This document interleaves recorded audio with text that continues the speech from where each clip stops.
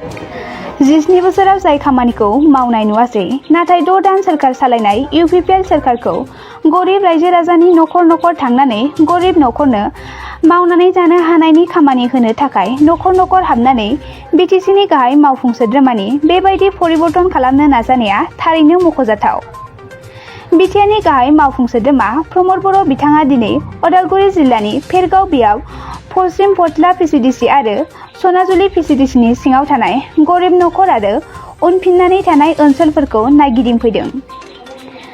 बिथाङा फोरमायबावदों दि जेसेबां बिटिआरआव गरिब नखरफोर दं बेखौ माबा मोनसेब्लाबो खामानि मावनानै जानो हानायनि राहा बानायनानै होगोन होननानै बिटिसिनि गाहाय मावफुं सोद्रोमा प्रमद बर' बिथाङा खोथा होयो।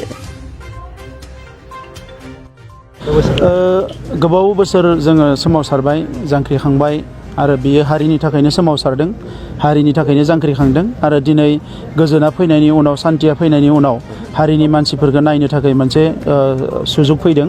दा जोंखौ हारिनि मानसिफ्रा अननानै सरकाराव लाबोनाय लोगो लोगोनो जोंहा मोनसे बिबान गोग्लैदों जे हारिनि गोरिब गुन्द्रा थाखोनि गासैबो सुबुंफोरखौ जोङो दिनै नोजोर होनांगो।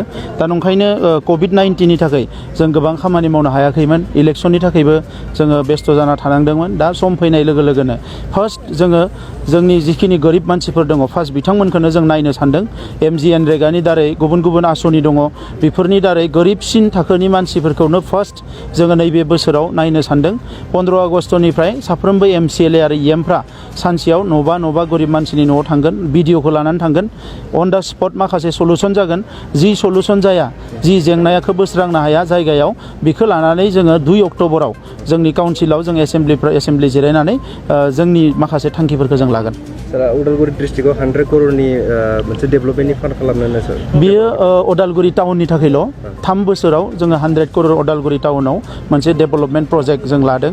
बिनि अनगायै उदालगुरि जिल्ला हिसाबै जोंहा गोबां माखासे फसंथानफोर जागोन बेफोरथ' दंखायोनाखा। बिनि अनगायै उदालगुरि जिल्लानि मानसिफ्रा जोबोद खामानि मावनो हायो।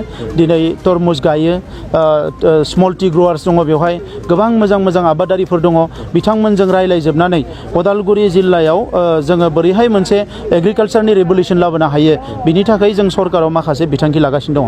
अलिम्पिकआव गेलेगिरि लाभलिना बरग'या मैयाबाव आसामाव मोनफैबाय बिथांनिसिम आङो गाहाम हामलायनाय बावो। बिथाङा जिउआव आरो साक्सेस जाबावथो एबार ब्रन्ज मोनबाय नेक्स्टआव गल्ड मेडेल मोननो थाखाय बिथाङा साक्सेस जाथों इसोरा बिथांखौ अरायसम अनसायथों।